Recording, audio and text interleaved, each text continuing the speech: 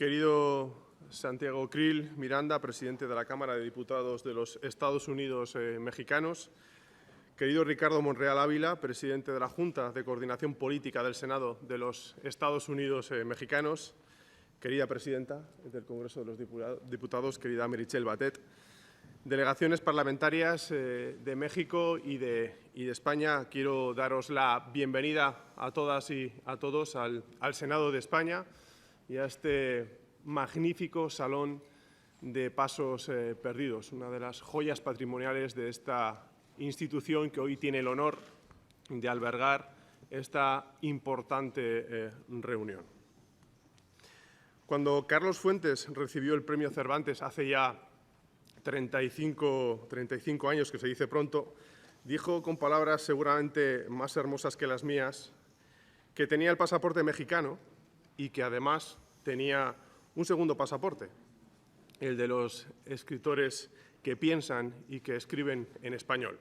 Pues bien, aquí estamos reunidos parlamentarios y parlamentarias de México y España que, como Carlos Fuentes, tenemos un segundo pasaporte, el de quienes hablamos en español en los hemiciclos, escribimos leyes en español y las defendemos en español, cada uno con su acento y con sus propuestas, cada uno respondiendo a las esperanzas de sus compatriotas. Decir que nos parecemos, lo comentábamos anoche, decir que nos parecemos quizás sea quedarse cortos. Por esa razón, puedo afirmar mi total confianza en que las relaciones entre nuestros dos países solo pueden mejorar. Y por eso también estoy seguro de que esta 16ª reunión interparlamentaria va a ser un éxito. Nuestros países se entienden y lo hacen en el ámbito diplomático, en el ámbito económico y lo hacen también en el ámbito político.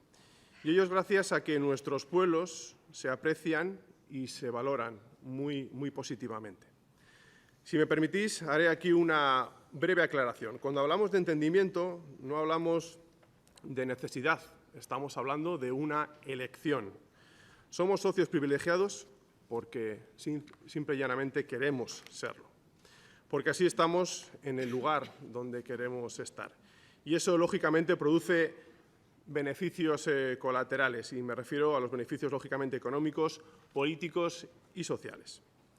También creo que es importante señalar que las relaciones interestatales o las interparlamentarias, siendo muy importantes, no explican toda nuestra relación bilateral. Están también las relaciones público-privadas, las que hacen las empresas de un país en el otro o las de las organizaciones sociales y cívicas, las ONGs, de cooperación y demás tejido ciudadano que son, si me lo permiten, nuestra conciencia social. Y finalmente las relaciones entre los propios ciudadanos y ciudadanas que tan acertadamente subrayaba anoche la presidenta del Congreso de los Diputados. Todas ellas de una importancia notable. Y ello precisamente anima a ambos países a continuar por el camino del diálogo y los consensos para alcanzar acuerdos políticos, acuerdos económicos, acuerdos feministas o de cooperación científica y cultural, como los acuerdos que se han alcanzado durante todo este año. Sí debo decir que en ocasiones parece que las relaciones económicas ocuparan absolutamente todas las conversaciones. Evidentemente son claves, son asuntos muy importantes, pero yo estoy convencido que sin todo lo demás no sería posible la fluidez de las relaciones entre nuestros países. Porque nuestra relación bilateral discurre por caminos variados, por parajes diversos, muchos de ellos complementarios. Las buenas inversiones y una equilibrada balanza comercial son, desde luego, complementarias con la cooperación en materia de igualdad, de educación, de salud y de cultura, con acuerdos para trabajar y luchar juntos contra el cambio climático o también con la cooperación en materia de seguridad y fortalecimiento del Estado de Derecho. Pienso que dedicar nuestra atención a todos estos aspectos es importante. Es primordial que cuando se defienda que hay que acelerar nuestra relación bilateral, no se olvide que más que ir más rápido significa hacerla más sostenible, más de largo plazo y más profunda. Como escribió con acierto el gran José Alfredo, no hay que llegar primero, pero hay que saber llegar. Por supuesto que hay que reconocer que la relación entre España y México excede con mucho las relaciones diplomáticas habituales entre Estados. Explicarlo no es sencillo. Leí por ahí que la relación bilateral hispano-mexicana es de una profundidad, extensión e intensidad tal que resulta muy difícil de explicar. Yo no sé si habrá un modo de limitarla taxativamente, pero sí sé que nuestras relaciones, nuestros encuentros, nuestros acuerdos, los vivimos desde el respeto, desde la consideración mutua e incluso desde el afecto. Un afecto que manifestamos en la forma en que dialogamos como países hermanos e iguales, porque, amigas y amigos, los avances cualitativos más significativos se producen cuando nos reconocemos como aliados de igual estatus, ni más ni menos. Así es.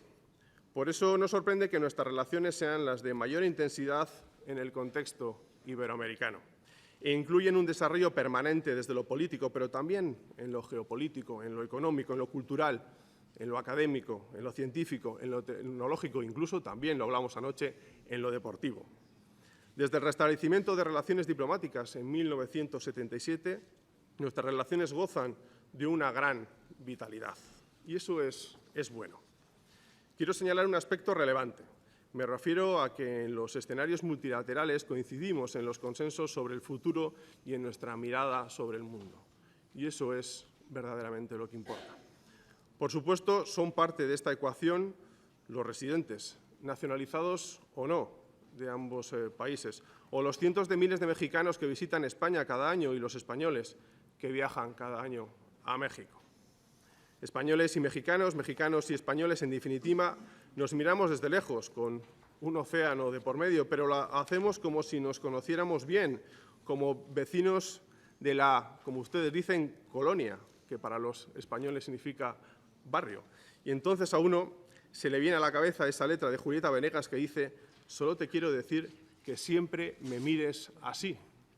Porque si nos miramos así siempre, como familia, como amigos, como vecinos del barrio, la agenda bilateral va a fluir sin duda mucho mejor. Foros como este lo ponen de manifiesto. Nos alegra la frecuencia con que el Congreso de la Unión participa en encuentros en Europa. Por nuestra parte, también queremos acrecentar nuestra participación en encuentros en México y en el resto de Iberoamérica. Estoy convencido de que el entorno óptimo para el diálogo entre naciones son las reuniones interparlamentarias y que la acción concertada en temas diversos y de gran calado se produce de manera más exitosa en las alianzas parlamentarias y más, quiero subrayarlo, y más a las puertas de la presidencia española de la Unión Europea en el último semestre del año que viene, aspecto que no debiéramos descuidar. Me gustaría recurrir a una afirmación que he oído del mundo empresarial, aunque voy a modificar un poquito su sentido. Dice que siempre hay más talento ahí fuera. Es una máxima que debiéramos aplicarnos. Y me explico. Ambos países contamos con un nivel de descentralización importante. Por tanto, debiéramos cooperar también de manera descentralizada. Aquí hay muchos representantes públicos que han sido responsables en diversos territorios.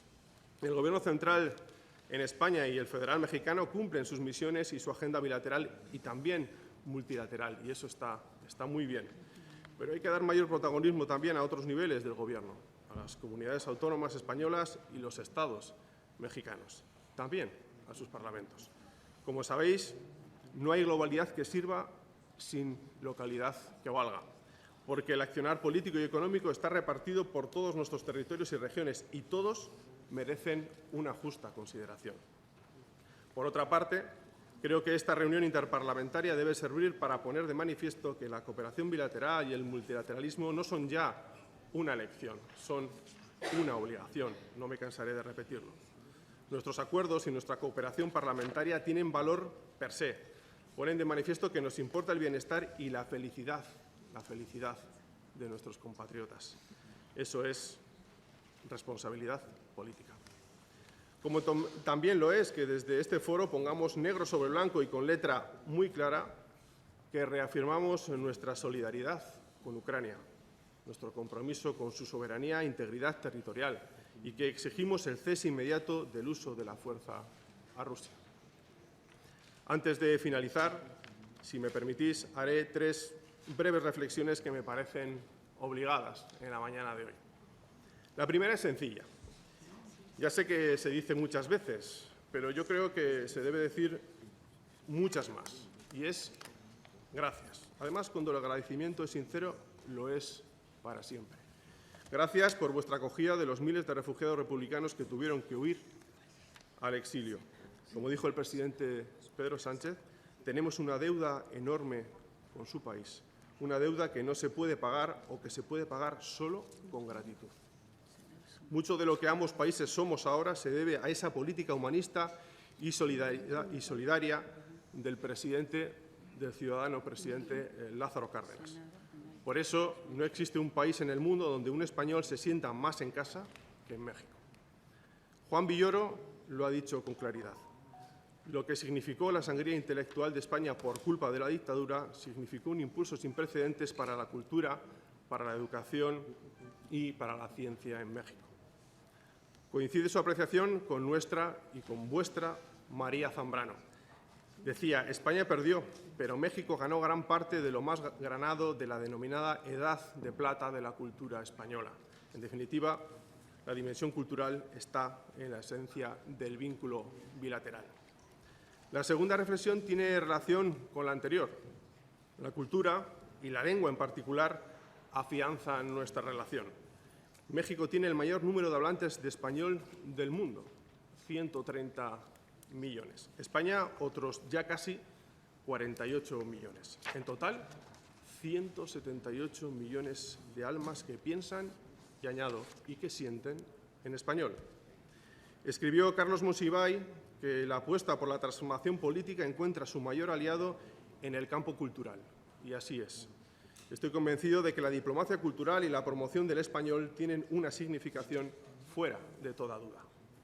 Y la lengua es central en esta apuesta. Pero no solo la lengua culta, la pulcra, la académica, que también, sino la de la calle, la de los trovadores y comerciantes. Esa que aprendió Elena Poniatowska con 10 años cuando se bajó del Marqués de Comillas, el barco con el que Gilberto Bosques salvó la vida de tantos republicanos españoles que se refugiaron en México. Y ya que he mencionado a estas dos grandes mujeres, a Elena Poniatowska y a María Zambrano, hago una tercera y esta sí última reflexión. He mencionado aquí a algunos intelectuales que han recibido el premio Cervantes. Elena y María son dos de ellos. Y digo de ellos porque de 48 premiados, solo 6 han sido mujeres. Si esto pasa en la cultura, ni imaginemos lo que ocurre en otros ámbitos de la vida, ¿verdad? Lo que intento decir es que toda cooperación bilateral, todo esfuerzo de defensa de la cultura y la lengua y todo intento de transformación política o económica fracasarán si no reconocemos a las mujeres, si no aceptamos el lugar que les corresponde ocupar en el mundo, a todos los niveles, por supuesto también en la política. Muchísimas gracias.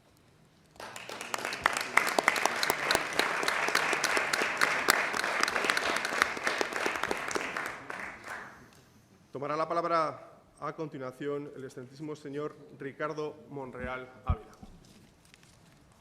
Muchas gracias. Buenos días. Honorable Presidenta del Congreso de los Diputados de España, Meritxell Batet, muchas gracias por su anfitrionía.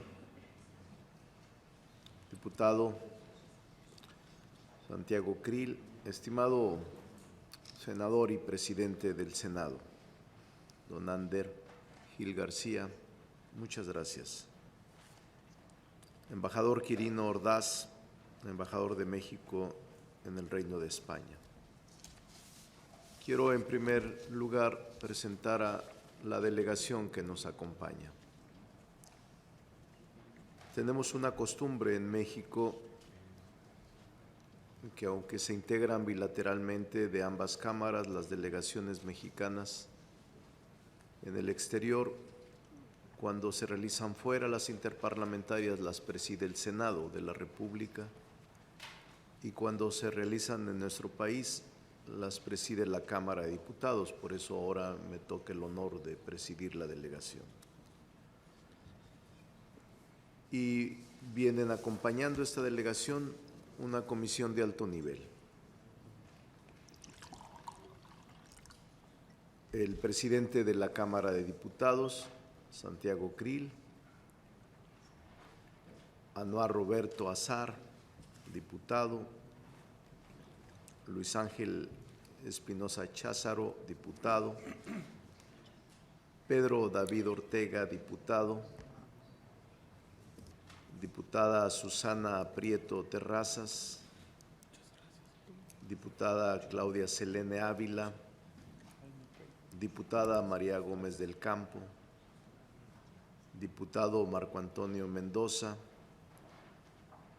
diputado Leobardo Alcántara, diputado Ángel Benjamín Robles, diputada Marielena Limón García. Y vienen acompañando a esta delegación los siguientes senadores: la senadora Guadalupe Saldaña, el senador Clemente Castañeda, la senadora Gabriela Benavides, la senadora Giovanna Bañuelos y el senador Miguel Ángel Mancera. Es una representación plural de nuestro país y de nuestro Congreso. Reconozco a nuestros anfitriones, Merichel Batet y Ander Gil García, por toda la calidez y atenciones que han tenido para con la delegación mexicana. Compañeros legisladores, es un gusto poder estar aquí para compartir la visión del Congreso mexicano respecto de los retos de la modernidad. Una brevísima visita a la literatura latinoamericana nos muestra con claridad que la relación entre España y México está marcada por encuentros y también desencuentros que parten de nuestros primeros contactos durante la conquista. El Simón Bolívar de García Márquez, el Nobel colombiano, es un libertador de un continente oprimido, pero también alguien cegado por el rencor hacia las naciones europeas. La obra cumbre de Galeano se basa en la idea de una América Latina desgarrada desde los tiempos de los primeros hombres en el continente llegados de este hasta la modernidad, una América Latina con las venas abiertas, desangrándose. No se puede negar que cualquier proceso de dominación, especialmente los que utilizan la violencia como un medio de control, laceran y marcan el desarrollo de los pueblos. Aún así, no puede pasar desadvertido que una vez superada la etapa inicial de nuestra relación, propia de la evolución humana y de los pueblos entre México y España, existen mayor número de encuentros. Es la realidad y no la ficción, la objetividad y no el resentimiento, lo que permite que la verdadera reconciliación entre nuestras naciones sea el sello con el que reemplacemos las cicatrices que existieron o que hasta hoy han sido el mapa de nuestro camino conjunto. Nos sobran las razones para hacerlo, y es por eso por lo que sitúo esta intervención en el ahora y en lo que viene, en lo que como naciones hermanas o hermanadas por la historia debemos imaginar y creer, además de crear en conjunto para el desarrollo de nuestros pueblos, con la intención de que este reinicio de nuestros encuentros esté basado en los aciertos que como naciones hemos tenido en las últimas décadas. Hoy, a poco más de un lustro, nuevamente tenemos la oportunidad de encontrarnos para continuar este camino de manera presencial, con la tarea que nos anima desde 1984, el impulso a los lazos de cooperación y amistad entre nuestros pueblos mediante el fortalecimiento de nuestras relaciones parlamentarias. La pandemia por COVID-19, así como el conflicto entre Ucrania y Rusia, lamentable, han dejado secuelas muy dolorosas y amargas para todas las naciones en todos los órdenes de la vida social. Los escenarios de muerte y destrucción que nadie vislumbraba se han sumado a los problemas preexistentes en el mundo. La pobreza, la hambruna, la desigualdad, la inflación, la falta de empleos suficientes y bien remunerados, el rezago educativo, la migración, el cambio climático y muchas otras se han visto agudizados, obligándonos a encontrar formas más eficaces y urgentes para hacerles frente. Por otra razón, y por estas, hoy tenemos este encuentro en un mundo muy distinto al que conocíamos en julio del 2017, cuando sostuvimos la última reunión, reconociendo que la enfermedad y la guerra han cambiado nuestro panorama. Por ello, nuestra respuesta ante tales flagelos debe ser global, colectiva, construida entre todas las naciones y acorde con nuestros contextos. En este punto quisiera compartir ante ustedes de manera muy clara que México ha optado por caminos firmes para enfrentar la crisis que derivó la pandemia. Durante estos años difíciles se evitó caer en una crisis de consumo gracias a un cambio de enfoque del gasto público reorientado a reforzar la política social. Si bien este no es uno aislado de los cambios emprendidos desde el inicio de la transición política en el 2018, basta recordar que desde el Poder Legislativo el acceso a programas sociales se elevó a rango constitucional cuando comenzó la pandemia y se reforzaron todos los programas para el bienestar social que benefician a los sectores más vulnerables de la sociedad y se instrumentaron medidas de emergencia. A pesar de las dificultades económicas y de la carestía, México recupera empleos y el Congreso de la Unión legisla para mejorar la calidad de vida de las personas. Es necesario señalar que dichas acciones se llevaron a cabo sin haber contratado a la fecha deuda pública.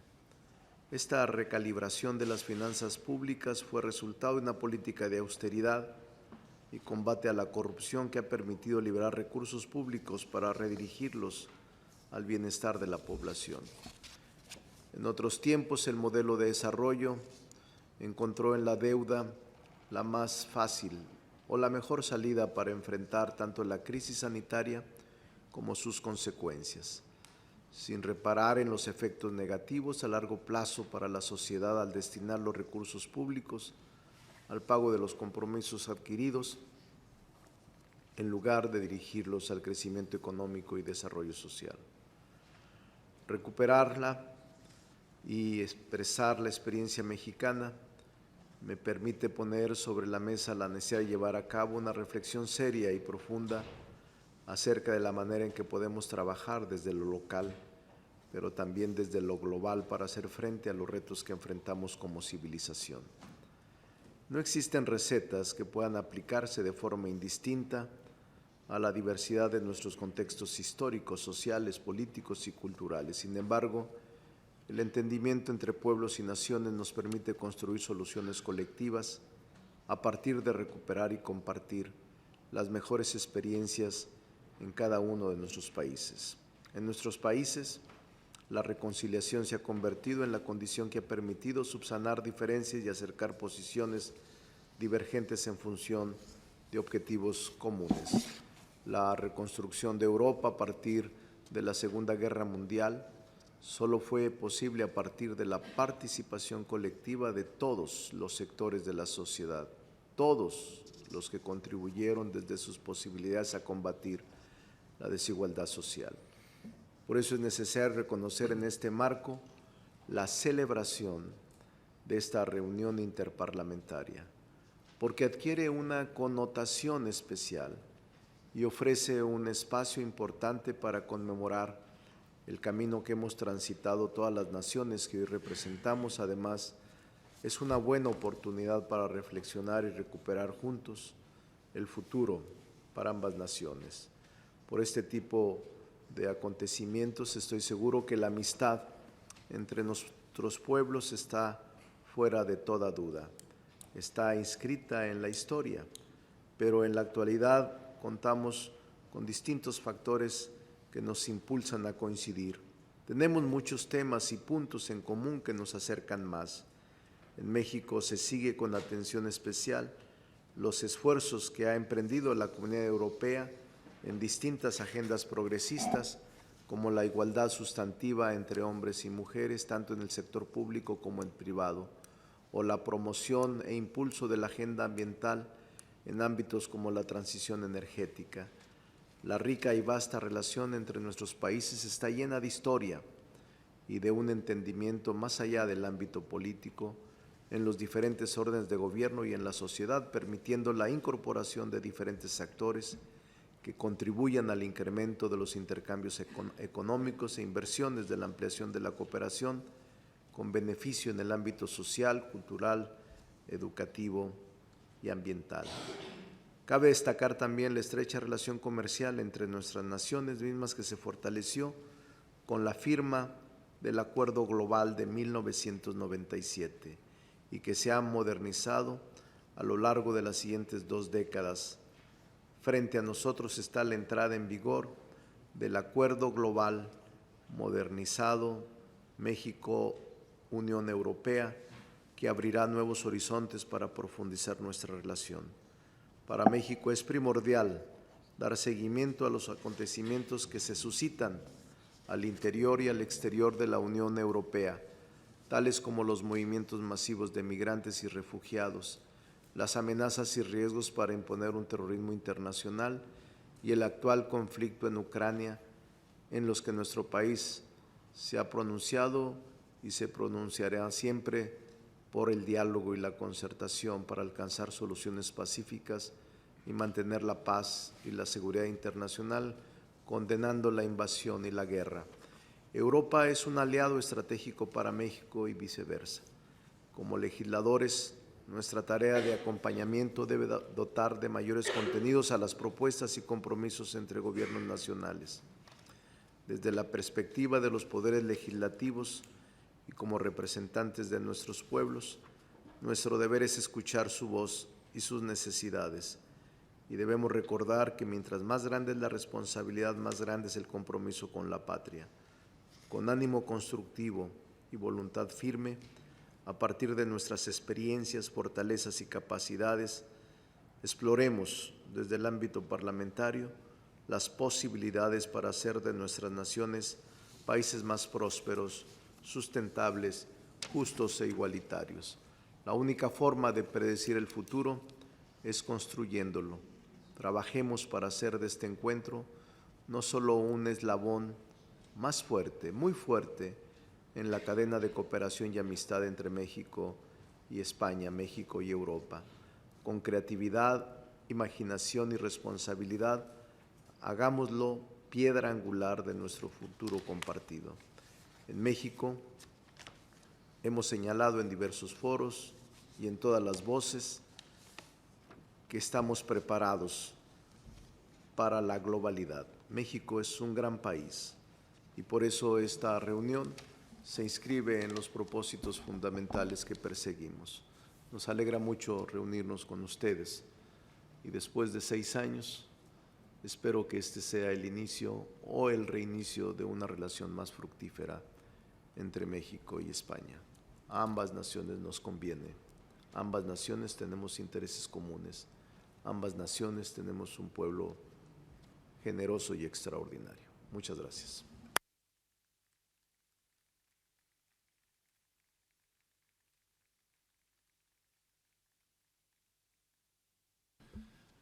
Tomará a continuación la palabra el excelentísimo señor don Santiago Krill Miranda, presidente de la Cámara de Diputados de México.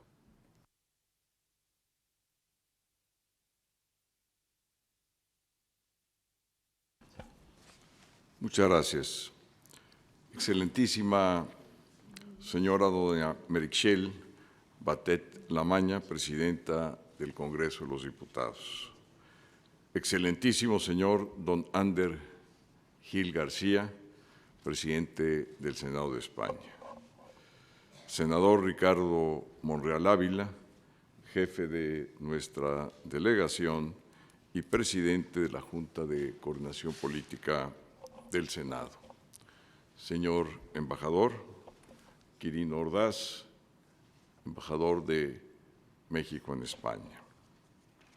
Señoras y señores legisladores de las Cortes Generales de España y de la delegación mexicana, muy buenos días tengan todos ustedes.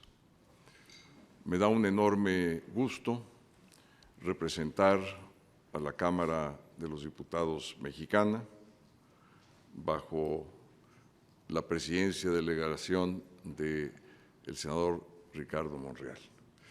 Y me da mucho gusto porque esta legislatura que represento de la Cámara de Diputados es la primera legislatura nuestra que tiene paridad absoluta.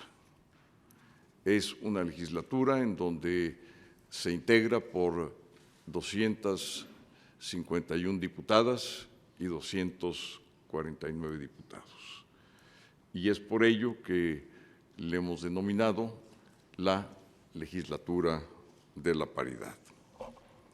El día de hoy reanudamos nuestras reuniones interparlamentarias México-España, que se han celebrado desde el año de 1984, es decir, desde hace 38 años, iniciaron 7 años después de nuestras relaciones diplomáticas, cuando éstas se reanudaron. Esto es en cuanto a la historia reciente, pero si volteamos a ver nuestra mirada a la historia más remota, nuestras relaciones interparlamentarias no se cuentan por décadas, sino por siglos. El primer encuentro entre parlamentarios se da aquí en España, hace exactamente 210 años. 17 diputados nacidos hoy en el territorio mexicano cruzaron el Atlántico y arribaron a España con el propósito de integrarse a la Asamblea Constituyente que dio como resultado la Constitución de Cádiz en 1812. Sus aportaciones fueron determinantes en temas torales de esa Constitución. José Miguel Guridi y Alcocer, un constituyente nacido en Tlaxcala, contribuyó a precisar el concepto toral de la Constitución, precisamente el de la soberanía. Propuso que la soberanía residiera radical y esencialmente en la nación.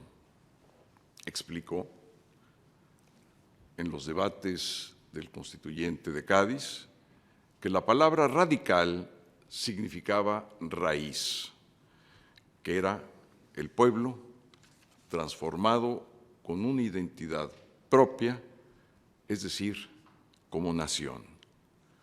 Finalmente, el concepto en la Constitución de Cádiz quedó, aunque el término radical no quedó.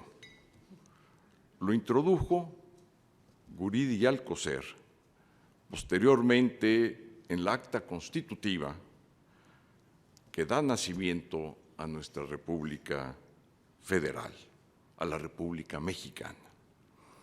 Esto da una idea de la hondura de nuestras relaciones.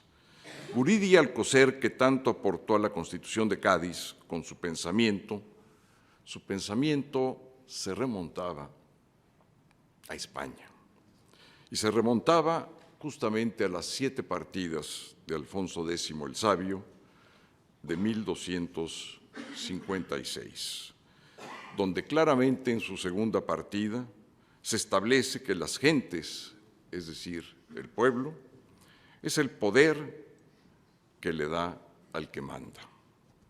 Los grandes juristas mexicanos de mediados del siglo XIX eran conocedores de estas 7 partidas.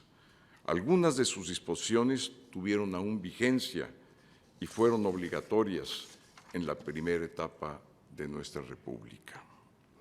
Hay que advertir que la idea de que la soberanía era el pueblo fue un concepto que se acuñó, y hay que repetirlo, 500 años antes de Juan Jacobo Rousseau y casi igual número de años que el concepto que estableció Juan Bodino, que dio las bases del pensamiento francés. También este concepto de soberanía fue anterior al pensamiento inglés. Por otra parte, José Miguel Ramos Arizpe, un diputado constituyente nacido en Puebla, fue el que propuso en Cádiz la instalación de diputaciones provinciales, que no solamente fueron aprobadas y formaron parte de la Constitución de Cádiz, sino que además fueron la semilla del sistema federal de nuestra República. Efectivamente, Ramos Arizpe es el padre del federalismo mexicano, constituyente en Cádiz y constituyente cuando nace la República Mexicana en 1824. Guridi y Alcocer y Ramos Arizpe son 2 ejemplos de parlamentarios que ilustran cómo se entrelaza la República Mexicana con España. Son además pioneros mexicanos de esta bicentenaria relación entre parlamentarios españoles y mexicanos.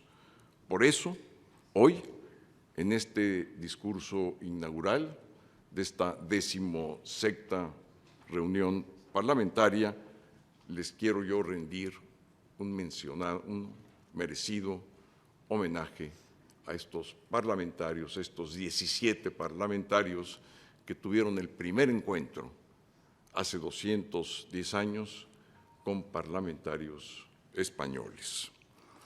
Es un caso único en la historia parlamentaria del mundo, que diputados de 2 naciones distintas, como fueron Guridi y Alcocer y Ramos Arizpe, hayan sido constituyentes de una monarquía constitucional y de una república federal. Esa es la fuerza de nuestra relación. Es auténticamente un hito en la historia parlamentaria del mundo.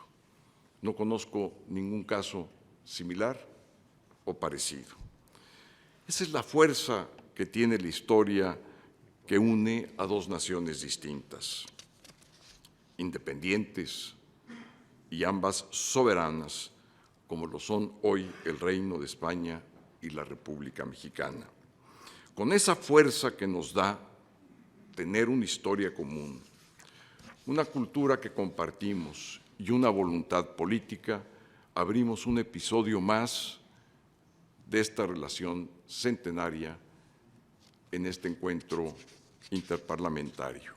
Hoy, México y España comparten los valores de la paz, de la democracia, de la libertad, de la defensa y promoción de los derechos humanos, de los derechos sociales, de una economía que permite el desarrollo sustentable y que abre las oportunidades para todas y todos sus nacionales.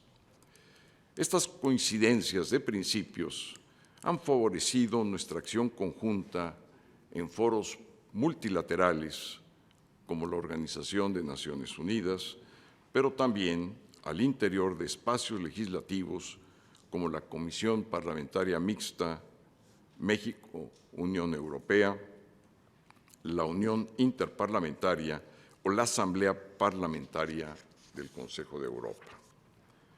Existe igualmente un interés mutuo de fortalecer nuestra relación a través de la ratificación del nuevo Acuerdo Global México, Unión Europea.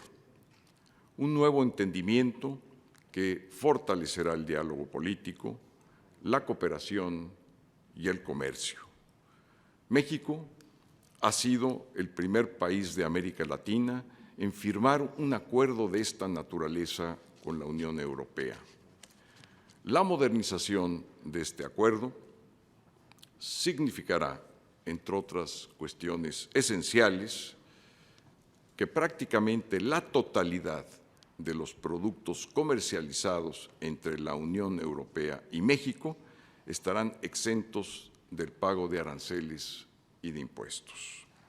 Esto significa poder incrementar nuestros flujos de exportación, lo que hace ser a nuestro país el principal socio de España en América Latina, además de ser el primer inversor latinoamericano en España. A su vez, España es el segundo inversionista más importante para México. Reanudemos nuestra 16ª sesión, teniendo en cuenta nuestra centenaria historia parlamentaria y honremos lo que se inició hace 210 años. ¡Que vive España! ¡Que viva México! Y además, quiero concluir con una frase de un integrante de la generación del 27, fundamental en el estudio de todos quienes hemos pasado por la universidad, que es don José Ortega y Gasset. Y con esto termino. Decía Ortega y Gasset, solo es posible avanzar cuando se mira lejos. Solo cabe progresar cuando se piensa en grande. Sigamos este ejemplo y esta frase de Ortega y Gasset. Muchas gracias.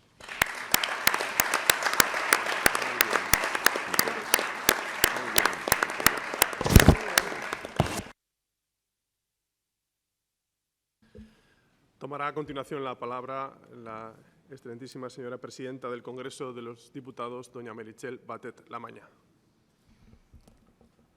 Muchísimas gracias, presidente de la Junta de Coordinación Política del Senado de los Estados Unidos Mexicanos, querido Ricardo Monreal Ávila, presidente de la Cámara de Diputados de los Estados Unidos Mexicanos, querido Santiago Krill Miranda, presidente del Senado, querido Ander, embajador, estimados y queridos diputados y diputadas, senadores y senadoras. Hablar la última tiene sus dificultades, pero para no equivocarme mucho y compartiendo todas y cada una de las palabras que han pronunciado los presidentes, voy a ser breve para poder empezar con las sesiones. Pero sí quiero empezar diciendo que para mí es un auténtico honor inaugurar esta 16ª edición de la reunión interparlamentaria México-España. La reunión periódica de nuestros parlamentos, a pesar de estos años de parón, constituye ya un pilar fundamental de nuestras relaciones bilaterales. La regularidad de estas reuniones es expresión, desde mi punto de vista, del altísimo grado alcanzado en la intensidad de nuestras relaciones y la profundidad de nuestro diálogo. Este diálogo interparlamentario las ha enriquecido sin duda. Las ha densificado con el contraste de visiones surgidas del pluralismo político representado en nuestras cámaras y representado también aquí, en esta reunión. La pandemia y sus efectos sociales y económicos o la invasión de Ucrania y sus consecuencias en materia de seguridad y prosperidad son solo los dos últimos ejemplos, pero seguramente muy significativos, de la importancia y los beneficios para todos de la acción concertada y multilateral en defensa de los valores compartidos de nuestras sociedades democráticas. La profundización del diálogo entre nuestros países no solo fortalece nuestras relaciones bilaterales, sino que es un vector esencial para la integración de dos regiones, Europa e Iberoamérica, clave para la defensa de la libertad y la cohesión social. Como digo, dentro de nuestras fronteras, pero también trascendiendo nuestras fronteras. España y México deben jugar ese papel de pivotes entre ambas regiones. Lo hablábamos ayer por la noche, la alianza entre las democracias, entre los países que compartimos valores democráticos, para estar más fuertes, para estar mejor preparados y para, sobre todo, sentirnos acompañados ante amenazas globales que pretenden desestabilizar nuestras naciones y nuestros sistemas democráticos, es crucial. En este sentido, apoyamos firmemente los avances en la modernización del acuerdo global entre México y la Unión Europea. Yo solo constato un hecho que me parece incuestionable. Como decía el presidente, no conozco otro ejemplo igual. Pues yo también quiero constatar algo incuestionable, y es que cuando las democracias, cuando los países democráticos somos capaces de llegar a acuerdos y de actuar de manera coordinada y conjunta, nunca nos arrepentimos. Nunca. Siempre lo que alcanzamos es más sólido, más potente y más eficaz y más efectivo frente al reto que queremos combatir, y nunca nos arrepentimos. ¿Por qué no hay más acción conjunta? ¿Por qué no concurrimos más conjuntamente aquellos Estados que compartimos los mejores valores? Y sabemos que son los mejores valores. Queridos legisladores, son muchos los retos comunes que abordaremos a lo largo de la jornada de hoy. La cooperación económica y comercial, las políticas contra el cambio climático, otro gran ejemplo de reto global, o el cumplimiento de los objetivos de desarrollo sostenible. ¿Quién hubiese pensado que Naciones Unidas alcanzaría, con la concurrencia de todos los Estados del mundo, prácticamente, llegaría a un acuerdo con los objetivos de desarrollo sostenible? Yo no me lo hubiese creído, a lo mejor porque soy una descreída, pero nunca hubiese pensado que seríamos capaces a nivel global de alcanzar ese acuerdo. Si se ha conseguido alcanzar ese acuerdo, ¿por qué no nos comprometemos cada uno de los Estados y también conjuntamente para poder alcanzar esos objetivos el año 2030? El 2035, lleguemos un poco tarde, pero lleguemos a esos objetivos. Pero de entre todos estos temas sobre los que hoy vamos a dedicar unas cuantas horas de debate, quisiera destacar entre todos el reto de construir una sociedad en la que las mujeres, es decir, la mitad de la población, no una minoría, no un grupo, no un colectivo, gracias, presidente, sino la mitad de la población, se integren en plena igualdad, con seguridad y reconocimiento de sus derechos, con libertad para desarrollar autónomamente sus vidas.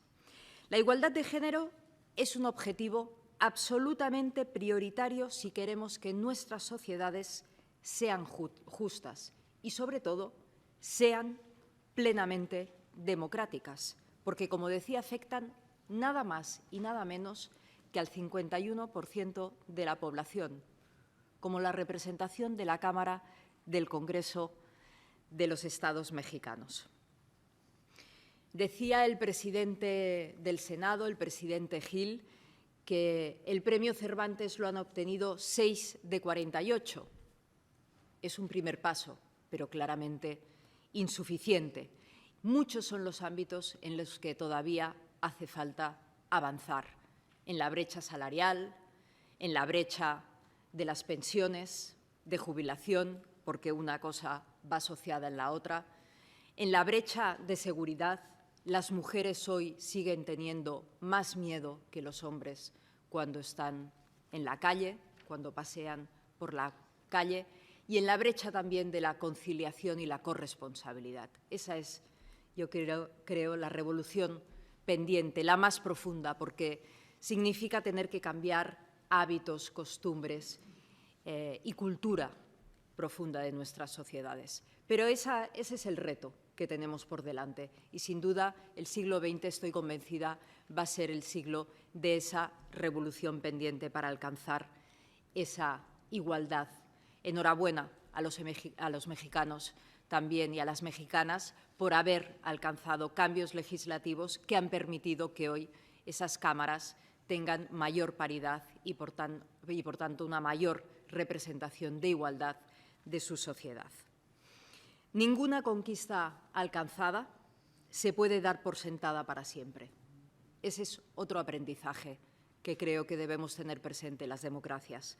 Las inercias de las estructuras discriminatorias son fuertes y ofrecen constante resistencia. Por eso es tan importante mantener el impulso y el vigor en la defensa de la igualdad, pero también en la defensa de nuestras libertades. Para ello es necesario el compromiso de las políticas públicas y también la fortaleza del sistema de garantías y protección que ofrece el Estado de Derecho. En democracia es la ley la guardiana de los derechos y exigir y garantizar su cumplimiento es el instrumento para que la libertad y la igualdad sean reales y efectivas. Todos estos temas serán objeto de las sesiones de trabajo en la jornada de hoy.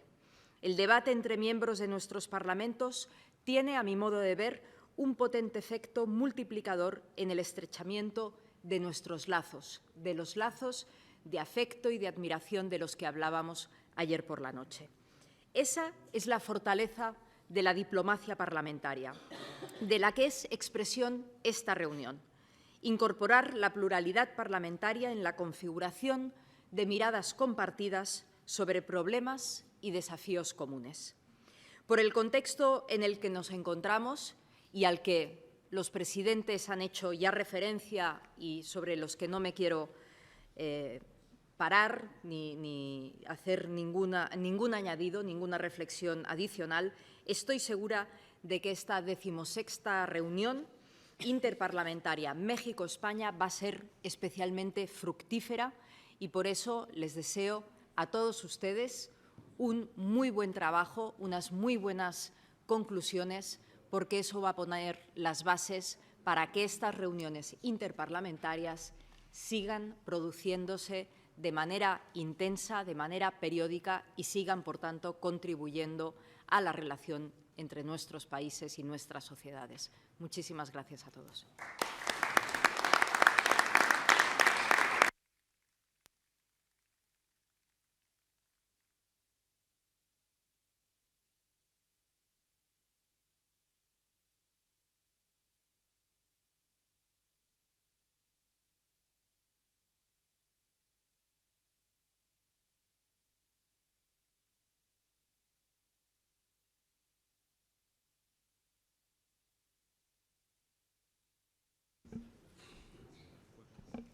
Bueno, pues aquí concluye la inauguración.